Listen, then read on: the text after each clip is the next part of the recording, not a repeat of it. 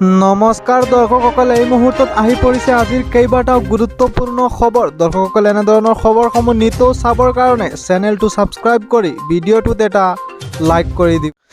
দৰ্শকসকল, আজিৰ প্ৰথমটো খবৰ হৈছে এটা ডাঙৰ খবৰ। মুখ্যমন্ত্ৰী হিমন্ত বিশ্ব শৰ্মাৰ বৃহৎ ঘোষণা।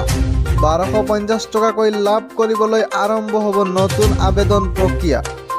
আৰু জুনৰ ভিতৰত নতুন হিতাধিকাৰীৰ বাবে মুকলি কৰিব প্ৰপত্ৰ।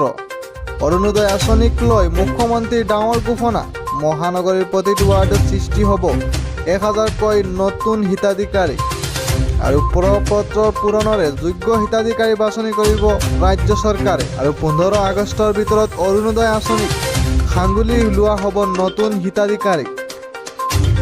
আৰু ভৱিষ্যতে 2000 বা 2500 টকালৈকে অৰুণোদয়ৰ ধন বৃদ্ধি কৰাৰ আশ্বাস মুখ্যমন্ত্ৰী।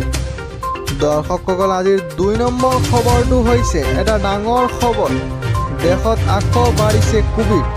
আৰু কোভিডক লৈ নতুন নিৰ্দেশনা জাৰি চৰকাৰৰ। মাস্ক পিন্ধা বাধ্যতামূলক কৰিছে দিল্লী চৰকাৰে। আৰু মাস্ক নিপিন্ধিলেই ভৰিব লাগিব জৰিমনা। দিল্লীত দ্ৰুতগতিত বৃদ্ধি কোভিড আক্ৰান্তৰ ৰোগী। আৰু প্ৰতিদিনে বৃদ্ধি পাইছে কোভিড আক্ৰান্তৰ সংখ্যা। দৰ্শকসকল, আজিৰ 3 নম্বৰ খবৰটো হৈছে নলবাৰীত পিতৃক হত্যা কৰিলে পুত্ৰই।